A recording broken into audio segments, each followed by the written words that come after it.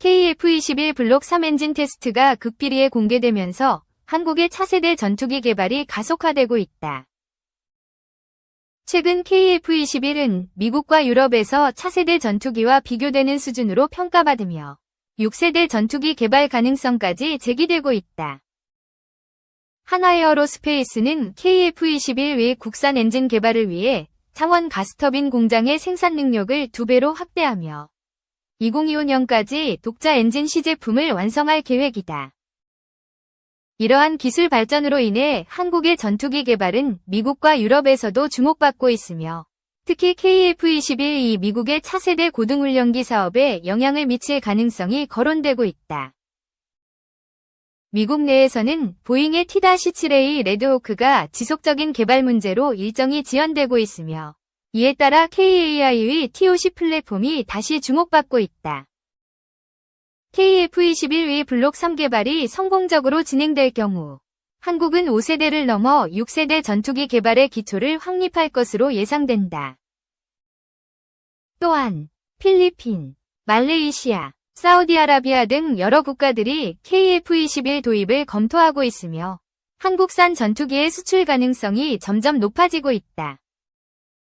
이러한 흐름 속에서 한국의 방산 기술력이 지속적으로 발전하고 있으며 KF-21이 글로벌 시장에서 중요한 역할을 할 것으로 전망된다. 한국항공우주산업이 항공기용 엔진 수급난의 여파로 수출 효자 FA50 제조에 진땀을 빼고 있다. 항공 엔진 공급난이 지속될 경우 향후 수출 협상의 걸림돌이 될 수 있다는 지적도 나온다. 3일 항공업계에 따르면 최근 세계적으로 항공 엔진 공급난이 심화되는 추세로 국내 항공기 제조사인 KAI도 악영향을 받고 있다. 구체적으로 FA50 등 T50 계열 조립이 지연되고 있다는 게 업계의 전언이다. KAI의 항공 엔진 업체인 한화에어로스페이스의 정통한 업계 관계자는 코로나19 팬데믹 이후 미국 엔진 부품 업체들이 원래의 생산 능력을 회복하지 못하고 있는 가운데 글로벌 항공기 수요는 늘어 자재 수급에 어려움이 있다. KF-21용 엔진은 생산이 시작돼서 괜찮지만 F404 엔진 경우 작년까지 생산에 차질이 있었던 것은 사실이라고 언급했다.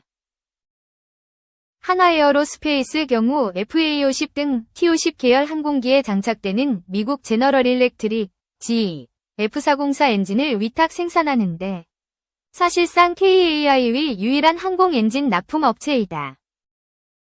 관련 기사 모어 펀진 광운대 국방 AI 로봇융합학과와 MOU 체결 한화 탱크 스나이퍼 천검 6천억대 수주 예정 한화 천궁2 사우디 수출에 9,468억 수주 잭팟 KAI 미 보잉과 1.1조 깜짝 계약 F404 엔진 공급이 지연되면서 KAI의 FA50 등 T50 계열 원재기 재고 축적 역시 어려운 상황이다. 실제 KAI의 재고 자산만 살펴봐도 제품은 2020년 말 343억 원에서 2021년 말 694억 원으로 급증했지만 이후 수출 호황에 힘입어 업계 관계자는 FA52 수출 신화를 쓸 수 있었던 이유 중 하나는 적기 인도라며 신속한 공급이 그만큼 큰 강점인데 전투기의 심장인 엔진 공급이 지속적으로 지연된다면 수출 협상에도 차질이 있지 않겠느냐고 우려했다. 이와 관련해 KAI는 지난해 말부터 다수국으로의 FA50 추가 수출 호재가 거론되는 상황이다. 필리핀과의 1조 원 이상 규모의 12대 수출 협상을 비롯해 우즈베키스탄과도 공급 협상을 진행 중인 것으로 전해진다. 이 밖에 이집트, 말레이시아 수출 가능성도 점쳐지고 있다. 다만 KAI는 현재로선 크게 우려할 만한 상황은 아니란 입장이다. KAI 관계자는 이전에 비해 항공 엔진 수급에 어려움이 있는 것은 맞다면서도 지금은 전체적으로 완화되고 있고 한화에어로스페이스와 함께 항공 엔진 수급 일정을 최대한 단축해 완제기 생산 지연을 만회 중이라고 일축했다. 이어 항공 엔진 공급 불안정이 현재는 FA50 등 완제기, 최종 공급까지 영향을 미치는 상황은 아니다고 강조했다. 한화에어로스페이스 또한 수출기용 F404 엔진을 오는 4월부터 조립할 계획이며 현재까지는 문제 없을 것으로 낙관 중이다. 2. 우크라 드론 부대 러 송유관 타격. 러시아 우크라이나 종전 협상이 급물살을 타고 있는 가운데 협상에서 배제된 우크라이나가 드론으로 러시아 송유관을 타격했다. 18일 현지 시간 로이터 통신에 따르면 드미트리 메드베데프 러시아 국가안보회의 부의장은 우크라이나 드론이 카스피 파이프라인 컨소시엄의 주요 송유관을 통해 원유 수송을 해주는 펌프장을 공격했다고 말했다. 러시아에서 가장 큰 송유관 펌프장인 크로포트킨스카야가 포함됐다. 우크라이나 총참모부는 이번 공격을 인정하며 러시아의 불법 전쟁을 뒷받침하는 에너지 인프라를 해체하기 위한 작전은 계속될 것이라고 강조했다. 전쟁 발발 이후 우크라이나는 무인기, 드론, 전술을 통해 러시아를 타격하고 있다. 우크라이나는 러시아처럼 대규모 병력과 무기를 배치할 수 없기 때문에 기술적 우위에 있는 드론 중심의 군사 전략을 구사하고 있다. 가볍고 저렴한 드론은 탱크, 탄약고, 지휘소, 에너지 시설뿐만 아니라 군인을 겨냥한 표적 공격도 가능하다. 유럽연합 외교 싱크탱크인 유럽외교협회에 따르면 우크라이나는 지난해 초만 해도 연내 드론 100만 대 생산이 목표였지만 10월 400만 대로 대폭 늘렸다. 현재 우크라이나에선 100여 종의 드론이 운용되고 있는 것으로 추정된다. 3. 우크라이나 전쟁으로 본 우주항공산업의 역할. 김옥류의 산업의 창. 2022년 2월 24일 새벽 러시아의 우크라이나 침공은 전 세계에 충격을 안겨주었다. 지금까지 전쟁이 이어지면서 수많은 인명과 재산 피해가 발생하고 있다. 전쟁 전부터 러시아뿐만 아니라 서방의 정보기관과 군사 전문가들은 러시아가 전쟁 개시 후 2에서 3일 안에 손쉽게 우크라이나의 항복을 받아내고 승리할 것으로 전망했다. 하지만 모두의 예상과는 다르게 우크라이나는 2년이 넘도록 굴복하지 않고 처절하게 저항하고 있다. 러시아가 우크라이나에서 고전하고 있는 이유에는 여러 가지 원인이 있겠지만 무엇보다 더 우세하다고 여겨졌던 러시아 공군의 실망스러운 작전 수행을 빼놓을 수 없다. 러시아는 2015년 8월 1일 불호 공군 및 우주방어군 그리고 방공군을 통합하여 항공우주군을 창설하였다. 이는 2008년 조지아 전쟁에서 얻은 교훈과 2011년부터 본격적으로 추진한 군사력 현대화의 결실이었다. 러시아 공군은 2000여 대의 전투기, 폭격기, 수송기 및 헬기 등을 보유하여 미군 다음으로 강력한 공군력을 자랑하는 세계 2위의 군사력 강국이다. 우크라이나 전쟁에서 러시아 공군의 작전 목표는 전략적 공격을 통해 우크라이나 군사력의 전략적 마비를 추구하는 것이었다. 즉 우크라이나의 손과 발을 묶고 눈과 귀를 멀게 하는 것으로 인한 우크라이나의 젤렌스키 정권 제거라는 전략 목표를 위한 것이었다. 러시아 공군은 전쟁 이전에 파악한 우크라이나 주요 군사시설에 대한 표적화를 완료하였고 지대지, 함대지 미사일 자산과 통합하여 동시다발적인 공중공격을 하였다.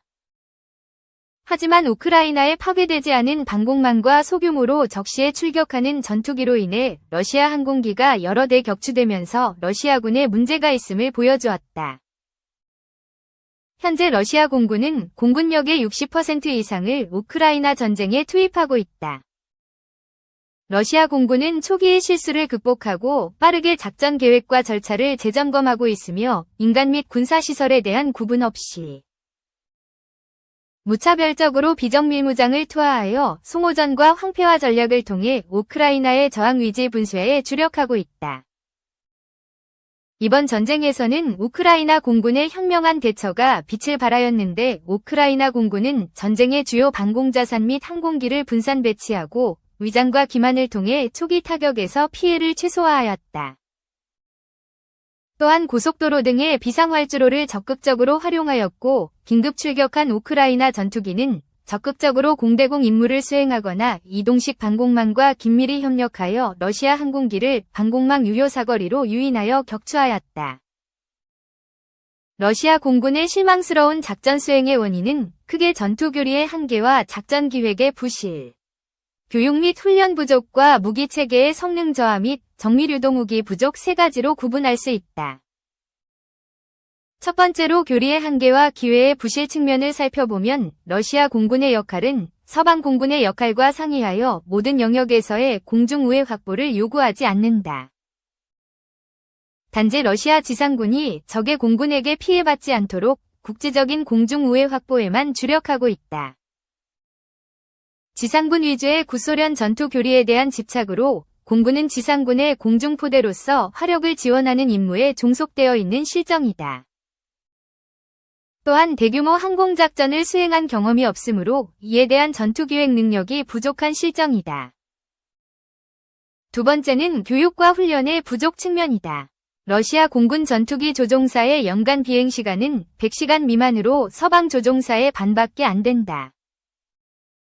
러시아는 최신 기종 도입에 열을 올리지만 이를 조종할 숙련된 조종사가 부족한 형편이다. 훈련의 경우 러시아 공군에는 미 공군의 레드 플래그와 같은 대규모 공군 훈련은 없다. 단순한 환경에서 항법 훈련과 비정밀무장 투하 훈련을 주로 한다.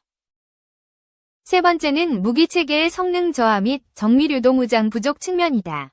냉전시대 러시아의 항공기술력은 미국과 상벽을 이루며 세계 최고 수준의 전투기를 생산했다. 하지만 구소련 붕괴 이후 항공기 개발에 대한 선진 기술은 더디게 되었고 특히 최첨단 기술이 적용된 서방의 항공기에 비해 많은 부분에서 뒤처지게 되었다. 미국이 F-22와 F-35의 스텔스 항공기를 실전 배치하고 항공산업계의 후발주자인 중국도 자체 개발한 J-20 스텔스기를 실전 배치했지만 러시아가 개발 중인 스텔스 항공기 Su-57은 아직도 시험 비행 중이며 그 능력 또한 미국의 스텔스기에 못 미치는 것으로 평가되고 있다. 러시아 공군이 안고 있는 문제점은 하루아침에 형성된 것이 아니다. 항공우주력은 그 특성상 조종사의 양성, 항공무기체계 개발, 항공기 도입 등 짧게는 수년에서 길게는 수십 년이 걸리는 일이다. 우리는 러시아 공군을 반면교사 삼아 우리의 항공우주력을 다시 한번 살펴봐야 한다. 우리의 전투준비 태세, 대규모 항공작전을 위한 기획 능력, 지상군과의 긴밀한 협력 체제, 조종사 양성 및 유출 방지를 위한 정책, 실전적인 대규모 공군 및 해외 연합훈련, 첨단 무기체계의 도입과 기존 무기체계의 성능 업그레이드, 정찰 공격형 무인항공기 도입, 미사일 방어체계 강화 등 미래의 항공우주력은 향후 한반도 및 주변국 안보 환경을 고려하여 면밀히 검토되어야 한다.